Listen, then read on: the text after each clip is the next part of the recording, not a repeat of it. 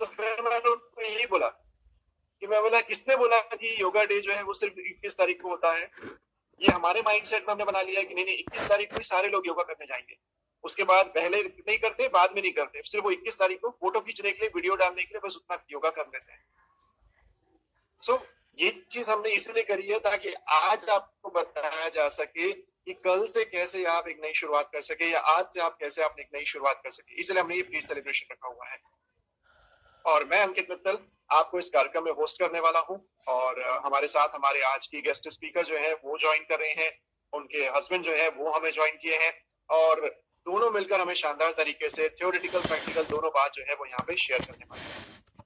तो सबसे पहले इंटरनेशनल योगा डे जो है वो 9th, जी हाँ, this is 9th international yoga day, जहाँ पे हम सेलिब्रेट कर रहे हैं, डेडिकेट करते हैं गुड हेल्थ के लिए, वेलबींग के बारे में, वेलनेस के बारे में अवेयरनेस क्रिएट करने के लिए योगा के जरिए। और ये आप सभी जानते हैं अब सिर्फ नेशनल नहीं रह गया है, इंटरनेशनल हो गया है। आप देख रहे हैं बहुत सारे देश और दुनिया में अलग अलग लोगों ने इसे अडॉप्ट किया है, और वो सभी लोग जो है वो रेगुलर इसे फॉलो कर रहे हैं। तो चलिए अब इसके बारे में मैं ज्यादा नहीं बोलूंगा, will invite our today speaker, और मैं चाहूंगा आप सभी जोरदार क्लैप कर सकते हैं क्योंकि आप सभी के कैमरा ऑन है, तो वर्चुअल क्लैप करिए and please help me welcome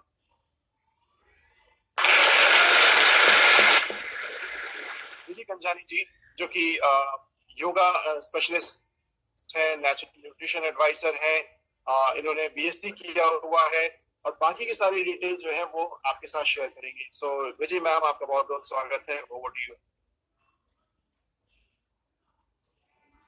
thank you Ankit. Hello everyone, good morning.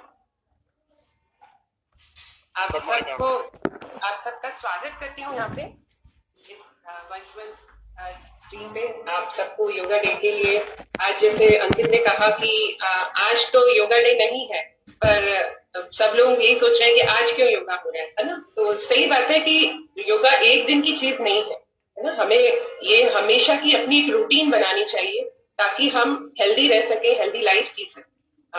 आप सबका जैसे मैंने कहा स्वागत है। अब मैं अपने बारे में थोड़ा सा बताऊं तो मेरा नाम विजी कंजानी है, मैं भोपाल से हूँ, और मैं ग्रेजुएट हूँ, और इसके साथ साथ मैंने ग्रेजुएशन के बाद में एक कोर्स किया जो कि नेचुरोपैथी एंड योगा में था। और उसके बाद मुझे बहुत सारी चीजें सीखने को मिली कि हम अपनी एक हेल्दी लाइफ कैसे जी सकते हैं, हेल्दी कैसे रह सकते हैं, और उसने मुझे मदद की लोगों को भी हेल्प करने में।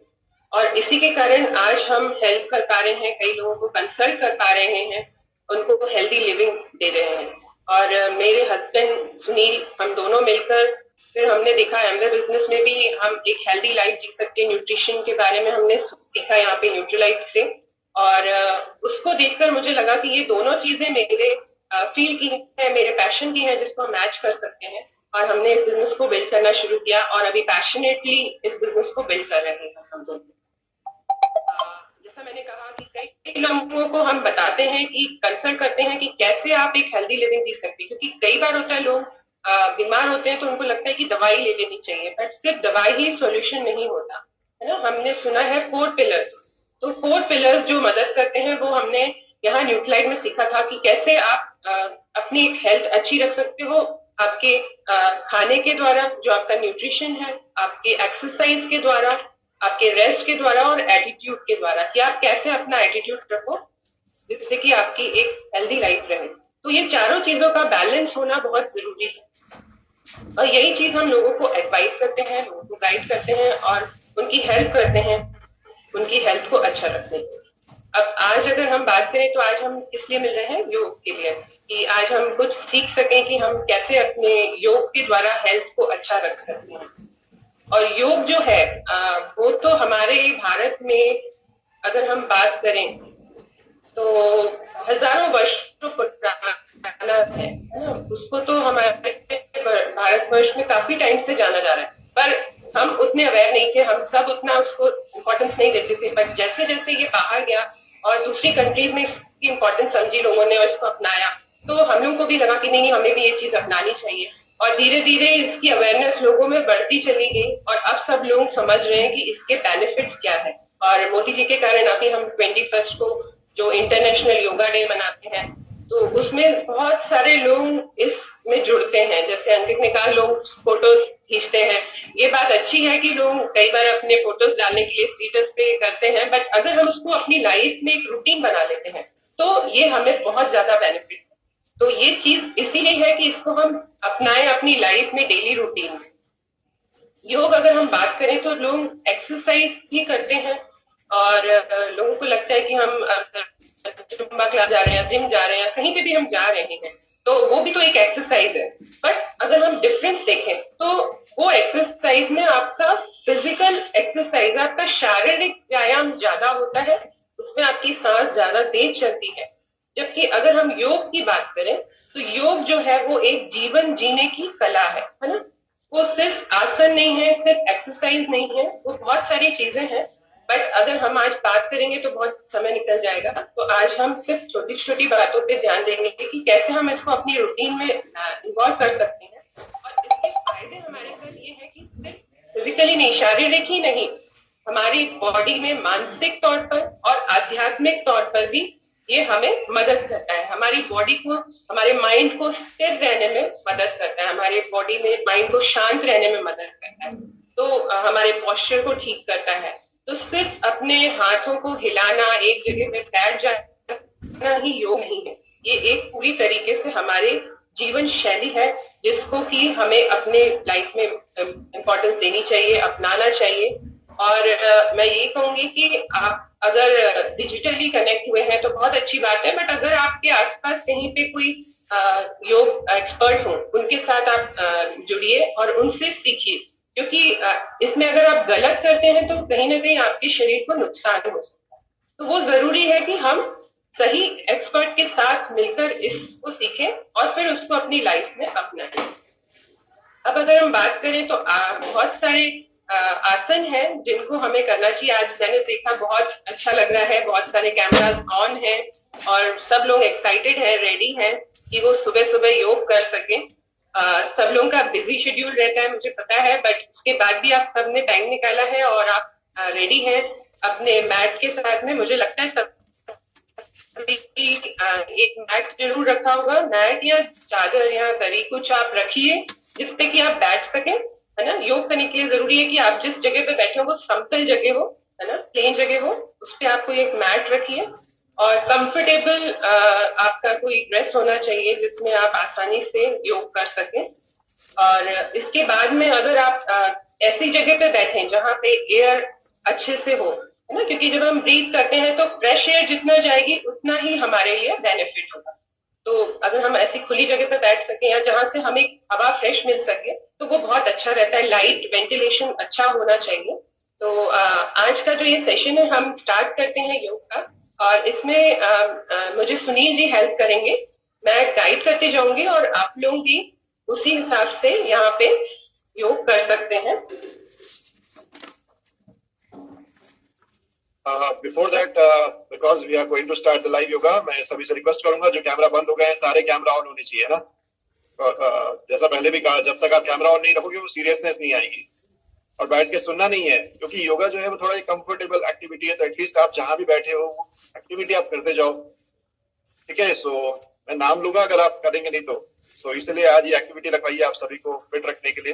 जल्दी जल्दी कैमरा ऑन करो सभी लोग। ओम यादव जी,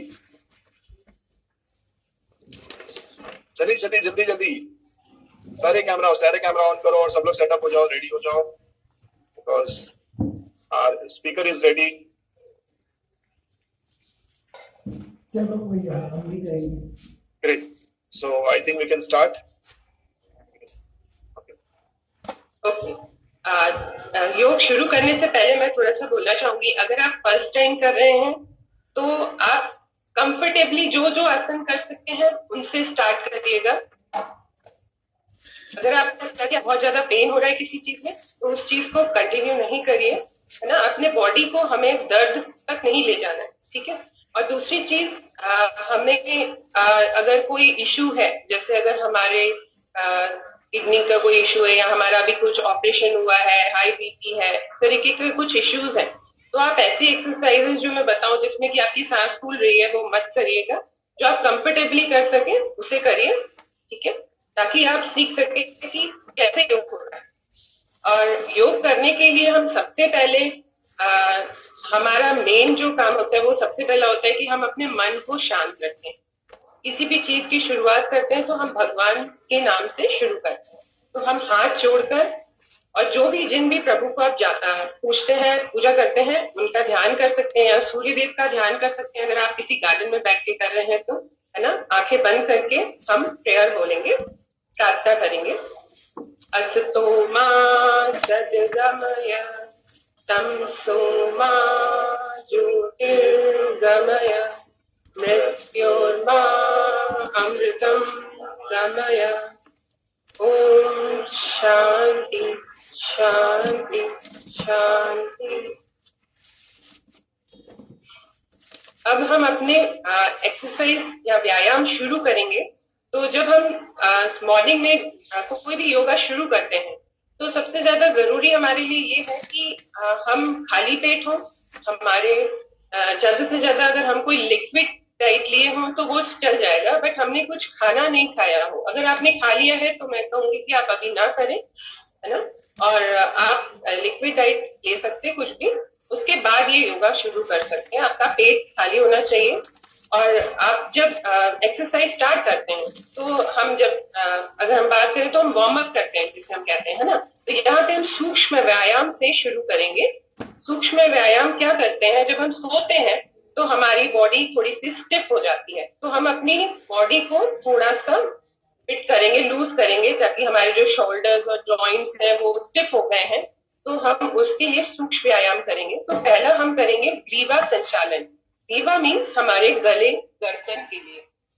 तो गर्दन के लिए हम सबसे पहले अपनी गर्दन को आगे की तरफ झुकाएंगे, फिर पीछे की तरफ लेके जाएंगे, है ना। इसमें हम 2 से 3 बार आगे पीछे की तरफ करेंगे ताकि हमारी गर्दन में जो स्टिफनेस है वो ठीक हो जाए। फिर वैसे ही हम अपनी गर्दन को राइट की तरफ और लेफ्ट की तरफ लेकर जाएंगे, जिससे कि हमारे दोनों तरफ का जो गर्दन है वो स्टिफनेस ठीक हो। इसके बाद में हमें अपनी गर्दन को रोटेट करना है। क्लॉकवाइज 5 टाइम कर सकते हैं और एंटी क्लॉकवाइज हम इसे 5 टाइम कर सकते हैं। अगर आपने अभी स्टार्ट किया है तो आप थोड़ा थोड़ा कर सकते हैं, 5 टाइम धीरे धीरे बढ़ा सकते हैं इसको आगे। ये हमारे जो ग्रीवा है, जो हमारी गर्दन है, उसको बेनिफिट करती है। और इसके बाद में हम करेंगे स्कंद संचालन। स्कंद मतलब हमारे जो कंधे हैं, है ना। तो हमें अपने कंधों पे अपने हाथ को रखना है और अपने हाथ को गोल रोटेट करना है क्लॉकवाइज 5 बार। इसके बाद एंटी क्लॉकवाइज हम इसे 5 बार करेंगे।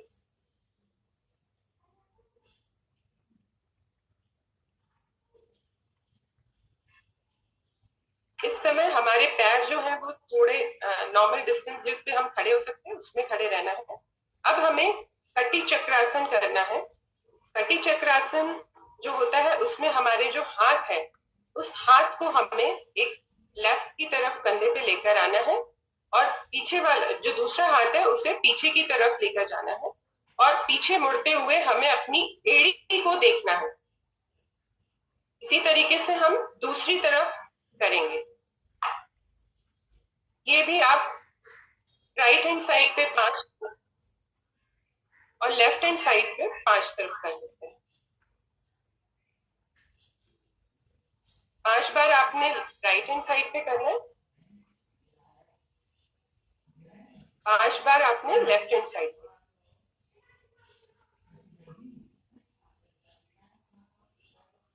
इससे हमारा जो हम स्पाइनल कॉर्ड कहते हैं, जिसे स्पाइनल कॉर्ड को मदद मिलती है, हमारी कंधों को मदद मिलती है कि वो हम जैसे जैसे हमारे स्क्रीन टाइम बढ़ जाता है या हमारे जॉब के साथ हम दिन भर चेयर पे बैठ के काम करते हैं तो हमारी जो कंधे हैं वो झुक रहे होते हैं, हमारे पीठ पे ज्यादा प्रेशर पड़ता है, तो ये उसमें मदद करता है हमें हमारी रीढ़ की हड्डी को मजबूत करने में। दूसरा हमारे जीआई ट्रैक को हेल्प करता है। इसके बाद हम करेंगे कटी चक्रासन। कटी चक्रासन हमने कर लिया। ताड़ासन के लिए हमें अपने पैरों को एक नियमित दूरी पे रखना है और उसके बाद अपने हाथों को अपना लॉक करना है और लॉक करने के बाद में अपने हाथों को ऊपर लेके जाना है और पैर जो होंगे वो पंजे के बल रहेंगे। जितनी देर आप इसे होल्ड कर सकते हैं उतनी देर आप होल्ड करिए और फिर नीचे की तरफ आ सकते हैं। हमें योग करते वक्त अपनी सांसों का भी ध्यान देना है कि हमारे सांस जो है वो हम छोड़ते हुए ऊपर जाएंगे और लेते हुए नीचे आएंगे। ये जो आसन है ये हमें मदद करता है, हमारे जीआई ट्रैक्ट को हेल्प करता है हेल्दी रहने में, हमें हाइट में मदद करता है। या हो सकता है शुरू में अगर आप पहली बार कर रहे हो तो बैलेंस थोड़ा सा बिगड़ सकता है, पर जैसे जैसे हम इसमें प्रैक्टिस करेंगे ये हमारा इजीली होता जाएगा। इसके बाद हम करेंगे वृक्षासन। वृक्षासन के लिए हमें अपने जो पैर हैं, पंजे हैं, उनको अपने थाइस के ऊपर रखना है। उंगलियां हमारे थाइस के ऊपर रहेंगी और हमें नमस्कार की मुद्रा में आना है और धीरे धीरे अपने हाथों को ऊपर की तरफ लेके जाना है। यहाँ पे भी हम अपनी बॉडी को बैलेंस कर रहे हैं। यहाँ भी अगर आपका बैलेंस नहीं बना तो कोशिश करिए, धीरे धीरे ये बैलेंस हो जाएगा। हम प्रैक्टिस जैसे जैसे करेंगे ये बैलेंस बनता जाएगा। यही हम दूसरे पैर के साथ भी कर सकते हैं। हमने लेफ्ट लेग अपना थाइस पे रखा, नमस्कार की मुद्रा में आएंगे और हाथों को ऊपर की तरफ लेकर जाएंगे, होल्ड करेंगे, गर्दन और नजरें सामने रहेंगी और उसके बाद धीरे धीरे हम हाथों को नीचे लेके आएंगे नॉर्मल पोजीशन में। ये वृक्षासन था। इसके बाद हम जो आसन करेंगे वो बैठ के करेंगे। तो आप सब जहां पे भी आपने अपना रखा है मैट, उस पर बैठ जाइए और अपने पैरों को आगे की तरफ फैला लीजिए। ये जो आपकी उंगलियां हैं पैरों की, उन्हें हमें आगे पीछे की तरफ करना है, उनकी फ्लेक्सिबिलिटी करनी है। तो आगे पीछे उंगलियों को करेंगे। इसके बाद हम अपने पंजों के साथ अपने पैर को आगे और पीछे की तरफ करेंगे।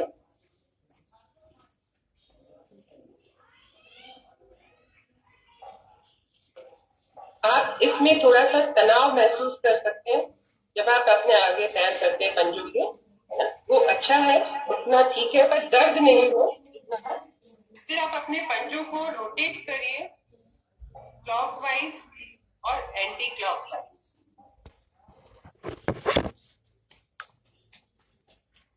इसके बाद हमने अपने पंजों को थोड़ा फैलाना है और फिर उन्हें क्लॉकवाइज गोल घुमाना है अंदर की तरफ, फिर एंटी क्लॉकवाइज उन्हें बाहर की तरफ घुमाना है।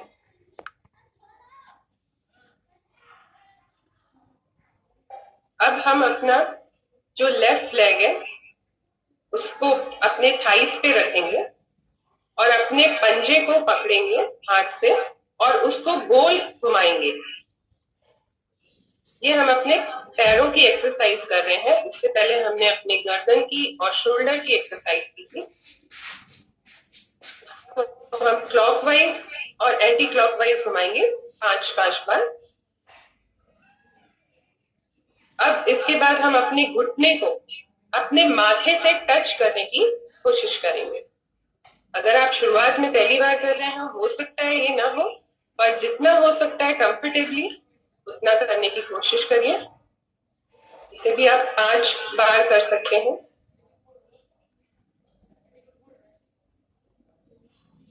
और पैरों को हमें जमीन पे वापस छोड़ना है।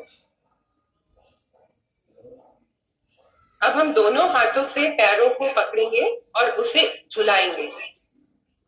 ये जो है हमारे हिप जॉइंट्स में मदद करता है कि वो ठीक रह सके, क्योंकि जो हमारे जॉइंट्स हैं वो स्टिफ हो जा रहे हैं, हम उनको यहाँ पे उनका लुब्रिकेशन, उनकी सारी चीजें ठीक करने की कोशिश कर रहे हैं। यही सेम जो हमने एक्सरसाइज लेफ्ट पैर के लिए की वो अब हम राइट पैरों में करेंगे।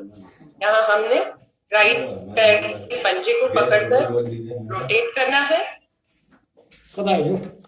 रात क्या 5 times clockwise, 5 times anti clockwise. इसके बाद हमारे जो घुटने हैं उसको हमें माथे पे टच करना है और वापस उसे जमीन पर छोड़ना। आपसे जितना कंफर्टेबली हो सके उतना करिए।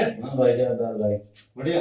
हाँ बड़ा भाई ये तो बांधो समझनी तू आती जाओ कौन सा वो मैं तो आज भी मैं यार हाँ तो तू पहले हैंडल इसके बाद हमें अपने पैर को छुड़ाना है, हमारे दूसरे लेफ्ट साइड के हिप जॉइंट्स को भी मूवमेंट देने के लिए कि उसमें जो लुब्रिकेशन है वो बना रहे। ये आप 5 टाइम्स कर सकते हैं और फिर धीरे धीरे बढ़ा सकते हैं।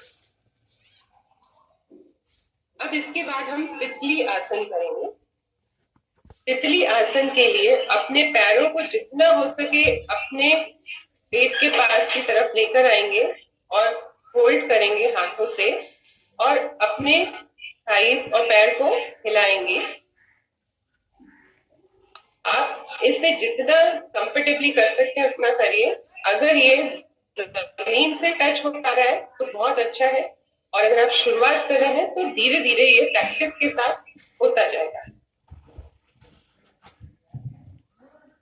इससे हमें बेनिफिट्स ये मिलते हैं कि ये हमारे, अगर जेंट्स को हम देखें तो मेल में प्रोस्टेट की प्रॉब्लम रहती है तो उसको ये हेल्प करता है ठीक करने में। दूसरा गायनिक प्रॉब्लम्स जो रहती हैं लेडीज के साथ उसमें भी ये मदद करता है कि हम प्रॉब्लम से बच सकें अगर इन आसनों को हम रेगुलरली कर रहे हैं। इसके बाद हम करेंगे मंडूकासन। मंडूकासन के लिए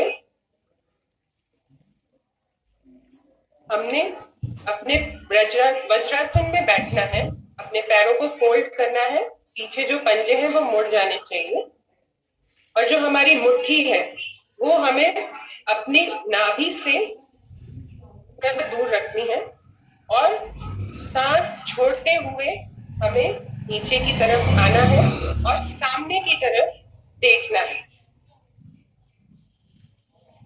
आप जितनी देर होल्ड कर सके, सांस रुक सके उतनी देर रखिए, फिर वापस सांस लेते हुए आप वापस ऊपर की तरफ आएंगे। यही आप 3 बार 5 बार जितना आप कंफर्टेबली कर सकते हैं उतना करिए।